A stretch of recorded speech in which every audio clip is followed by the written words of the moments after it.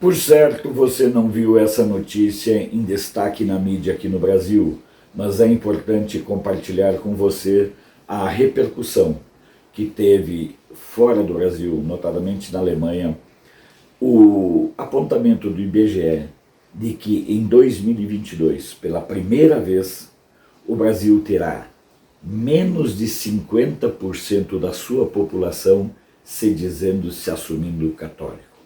Eu quero tratar desse assunto e seus impactos para a questão política, para a questão humana, para a questão pessoal. Eu quero abordar essa questão daqui um pouco, mas antes enfatizar a importância que tem para nós que você compartilhe os nossos vídeos em suas redes sociais. Nós precisamos disso. Sinceramente, nós precisamos que você compartilhe o nosso vídeo em suas redes sociais, que você comente, que você dê o joinha, enfim, que juntos façamos o fortalecimento do canal de Brasília, um canal onde nós mesclamos e assumimos que fazemos jornalismo trazendo informação com opinião. Os dados são muito interessantes de observar. Se voltarmos no tempo, veremos que lá pelos anos 50 do século passado, nós tínhamos no Brasil um perfil entre 90% e 95% de católicos, sendo que entre 5% e 10% respondiam por todas as outras denominações religiosas, ateus e também aqueles de raiz africana. Havia um predomínio total. As chamadas igrejas protestantes ou evangélicas históricas, elas estavam muito localizadas em determinadas regiões. Esse perfil foi mudando, e a Igreja Católica em nenhum momento se preocupou em entender as razões pelas quais ela perdia e perde seguidores de uma forma acelerada. Esse processo vem se acelerando, por incrível que pareça, exatamente a partir da chegada do Bergoglio à Santa Sé. Observem que o Bergoglio, que foi chamado para o papel de Papa, ele não teve a capacidade de reavivar a fé dos católicos por conta de suas vinculações com a esquerda. Até hoje o Bergoglio não se manifestou contra os horrores das ditaduras aqui na América Latina, de Cuba, com quem, por sinal, a Santa Sé mantém uma relação de extrema proximidade e conivência. Nicarágua, Honduras, agora nas mãos da Zelaya, que é uma criminosa narcotraficante, contra as ditaduras da Venezuela, Nicarágua, eu já falei, mas vou reiterar, os absurdos do Ortega, que é um católico devoto, assim como Lula, acredito. Nada fala contra a Venezuela, dos absurdos e do narcotráfico na Bolívia, e apoiou abertamente a candidatura do Pedro Castillo lá no Peru. Fez campanha em favor do Boric, ele que comandou o incêndio de igrejas católicas lá no Chile. Portanto, todos esses fatores e essas omissões do Bergoglio aumentaram a percepção dos católicos cristãos ou dos cristãos católicos de que não é por aí. E isso gera uma sensação de desconforto entre os católicos, que não aceitam o discurso reiterado, sistemático do Bergoglio contra a propriedade privada, contra a iniciativa privada, contra o lucro, contra a vida, dizendo que o ideal é que as pessoas se resignem e aceitem a caridade e aceitem a esmola como forma de suportarem as agruras da vida.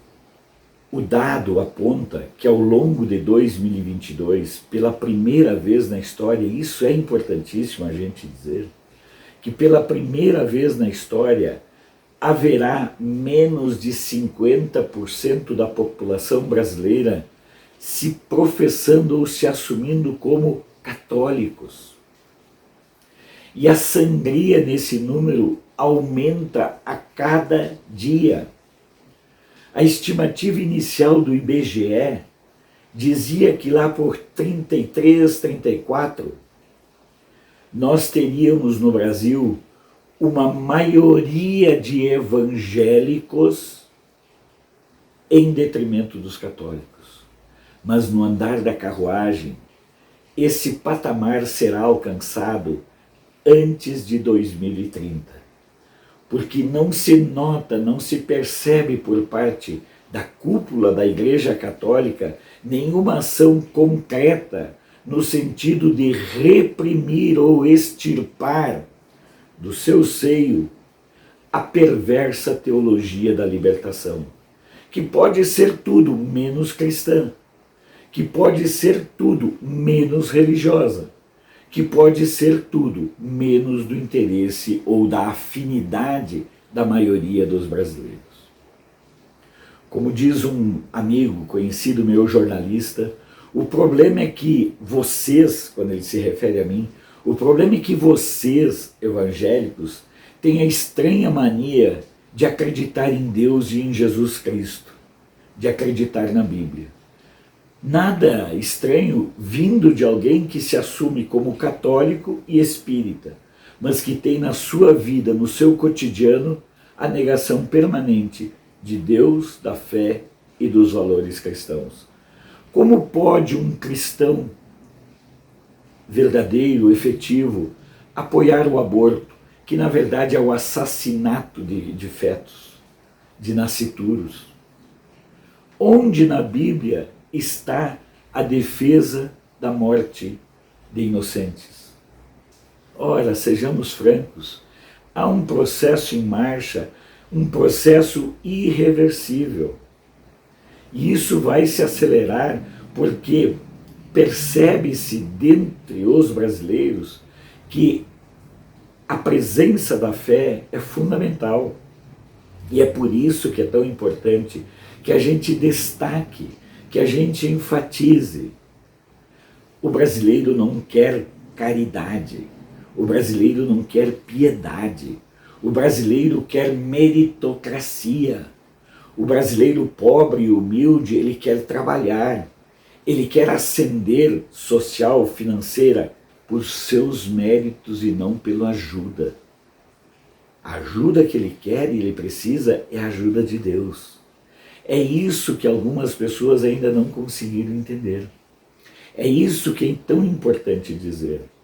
Ademais, como pode um cristão votar ou ser de esquerda uma seita satânica que defende o assassinato de inocentes, de nascituros, que aceita ideologia de gênero, que aceita essas bizarrices de mudança de sexo, que aceita lutar contra a propriedade privada, que é contra o esforço pessoal? Os dados da estatística apenas confirmam uma realidade que a gente percebe no dia a dia.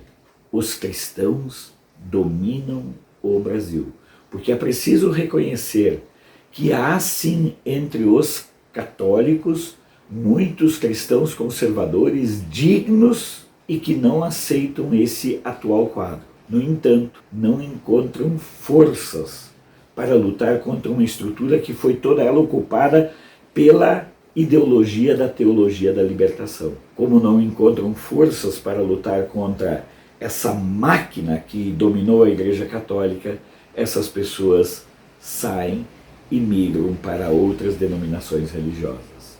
Enquanto a Igreja Católica não der um basta a esse processo, a perda será cada vez mais acelerada. Cristo agradece, com certeza. Antes de encerrar, eu sei que o tema é delicado, mas gostaria muito que você compartilhasse esse vídeo em suas redes sociais, que você comentasse, desse o joinha e manifestasse a sua opinião aqui nos comentários. Sou Alfredo Bessoff, jornalista. Você pode não concordar com o que eu digo, mas eu tenho o compromisso de não silenciar.